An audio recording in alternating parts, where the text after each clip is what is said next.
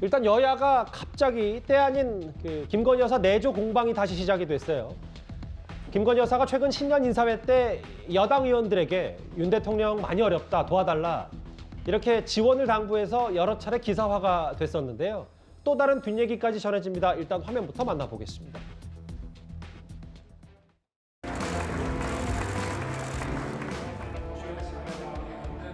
저희가 이제 사저에서 지냈는데 그때까지만 해도 대통령께서 직접 점심과 저녁을 시간 날 때 직접 만들어서 차려주셨습니다. 실제로.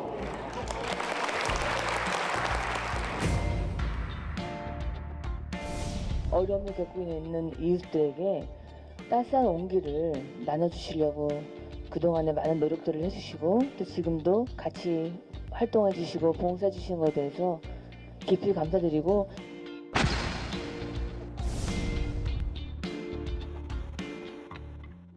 어쨌든 회를 넘기고 정확히는 지난해 말부터 김건희 여사가 여러 활동폭을 좀 넓히고 있는데 지금 대통령께서 많이 어렵다. 새해에도 도와달라. 여성 의원들 향해서. 여성 의원님들이 정말 잘해주셔야 된다. 따로 한번 모시겠다. 이런저런 후문들은 주로 여기 나와 계신 조수진 의원님의 전원으로 저희도 이제 기사화가 되고 많이 알려져서 네. 이틀 전 그리고 어제도 이 김건희 여사 관련 소식을 전해드렸었는데 이 자리에 직접 나오셨으니 조 의원님이 보셨을 때 김건희 여사의 여러 메시지를 좀 어떻게 현장에서 받아들이셨어요? 우선 김건희 여사가 의원 개인마다 많이 알고 또 준비를 해왔다라는 그런 느낌을 받았어요. 그러니까 뭐 억지로 뭐가 아니라 참 친근하게 다가갈 수 있게. 가령 저 같은 경우에는 채널A 뉴스톱10 나왔을 때부터 참 많이 잘 보고 있었다라든가 예. 또 상임위에서의 질의 모습 잘 보고 있다. 그리고 대통령께서 여전히 많이 어렵다. 새해에도 많이 도와달라. 그러니까 그런 부분에 대해서 그러니까 참 많이 생각하게 되더라고요. 그러니까 대통령이 됐지만 여전히 더불어민주당이 국회에서는 모든 것을 좌지우지할 수 있고 그만큼 여전히 국회에서는 야당이기 때문에 힘내달라 이런 당부로 읽혔고요. 예. 그래서 제가 다른 매체에 가서도 굉장히 정치 감각이 있다 이런 인상을 받았다는 말씀을 드렸습니다.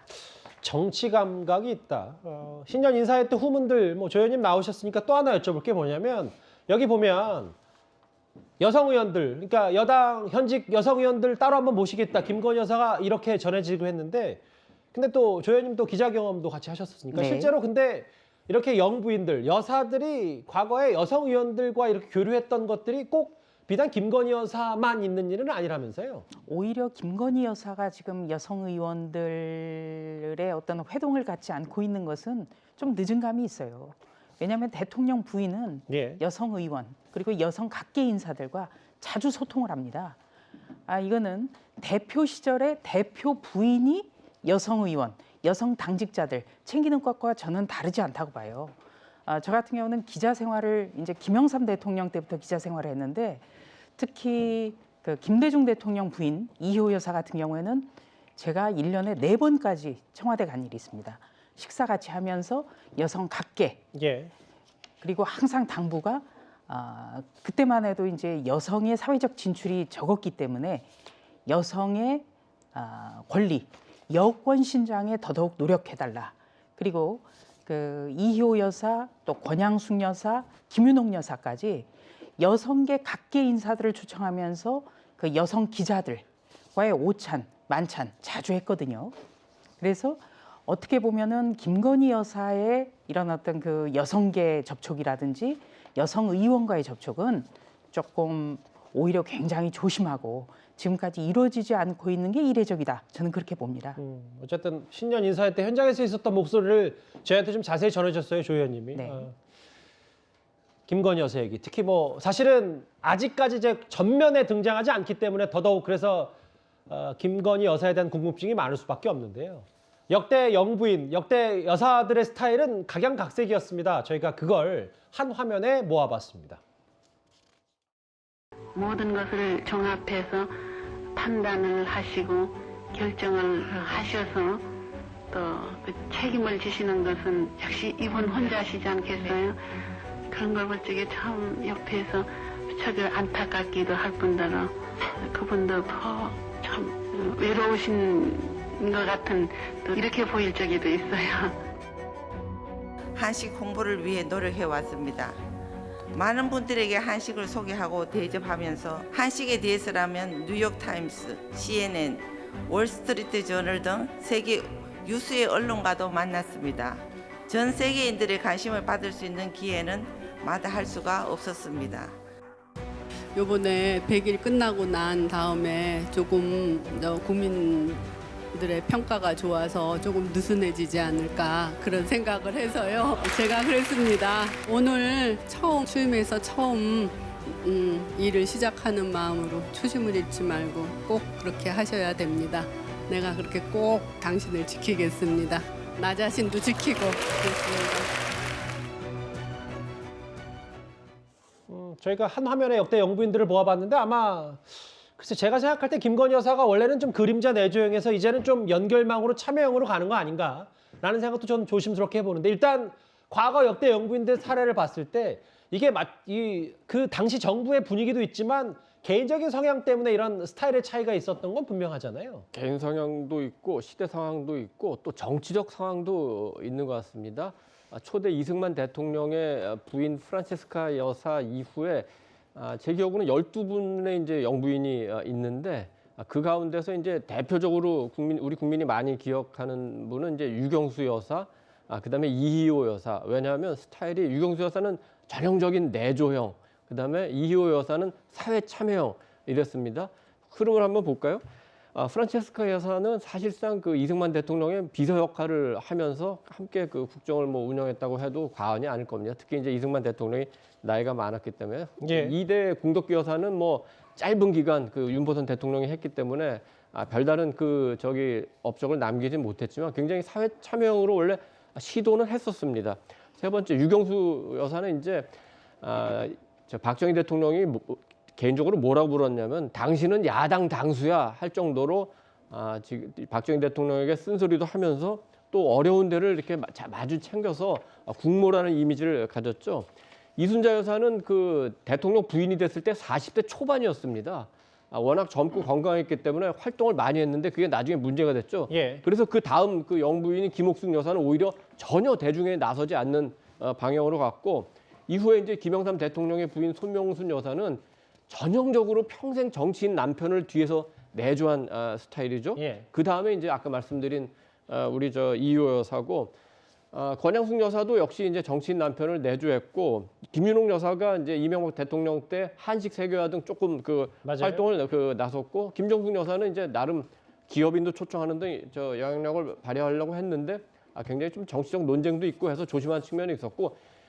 우리 이제 김건희 여사는 어떤 특징을 갖고 있냐면 역대 영부인 중에 처음으로 자기 직업을 가졌던 그 전문인입니다. 예. 그렇지만 이제 선거 과정에서 여러 가지 그 정치적 공세에 많이 시달렸기 때문에 사실은 지금은 활동을 조금은 이렇게 좀 로우키로 하고 있고 약자와의 동행 그 대통령의 정책에 윤석열 대통령의 정책에 따라서 조금 사회의 어두운 곳, 힘든 분들 위해서 지금 활동을 많이 하는 편입니다.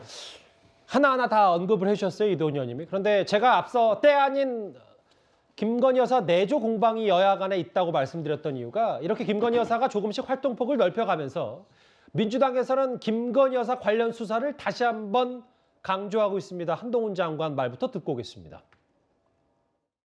민주당에서는 새해 김건희 특검을 다시 추진하겠다 이러면서 약간 여야 간의 수사 불균형 얘기를 하고도 있는데 일단 전혀 상관없는 사건이고요. 그 사안에 대해서도 이제 오랫동안 철저하게 수사가 진행돼 왔죠. 법과 원칙에 따라서 처리될 거라고 생각합니다. 여기에서 또 김의겸 대변인이 등장하는데 어제 김건희 여사의 가장 좋은 내조는 도이치모터스 주가 조작 수사 협조다. 이거에 대해서 국민의힘도 바로 반박을 했지만 일단 서정욱 변호사님 어떻게 들으셨어요? 저는 이제 지금도 민주당이 계속 이 특검을 주장하고 있는 게 너무 안타까워요.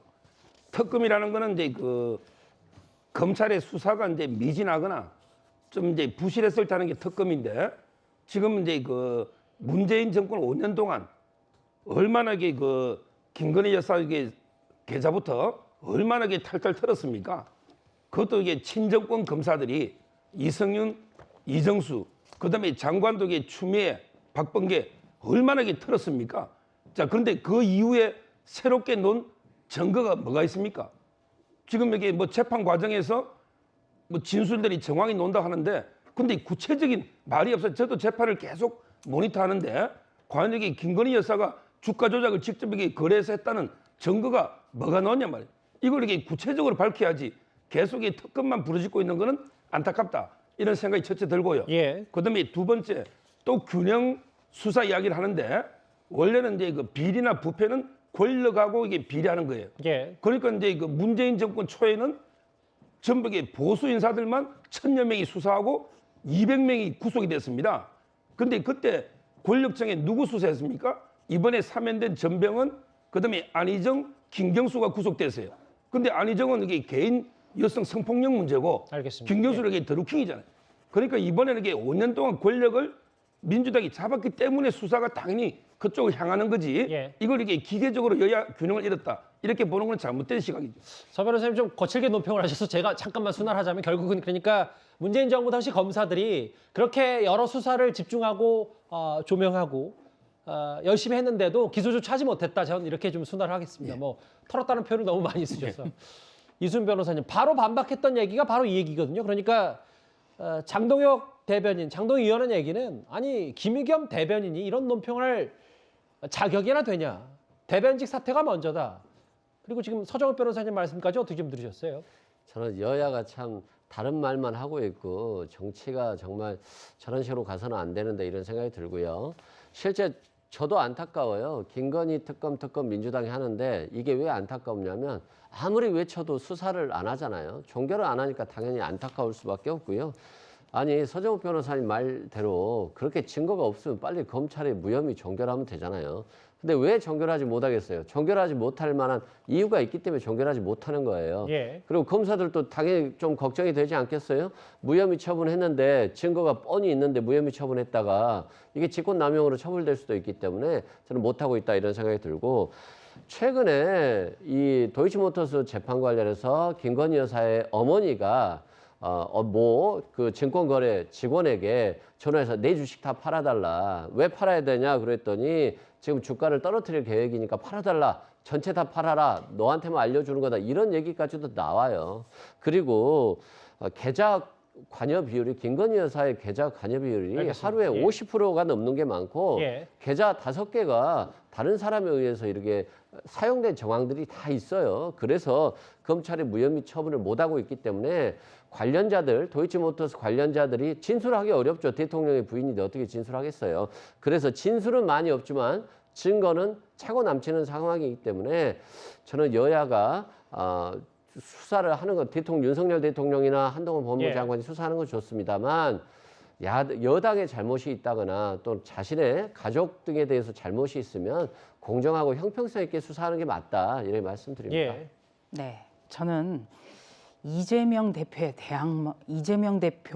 카운터파트가 김건희 여사인가 이런 생각을 지울 수가 없어요. 자, 김건희 여사를 공격한다고 해서 이재명 대표의 방탄조끼가 되겠습니까? 이건 불가능한 거죠.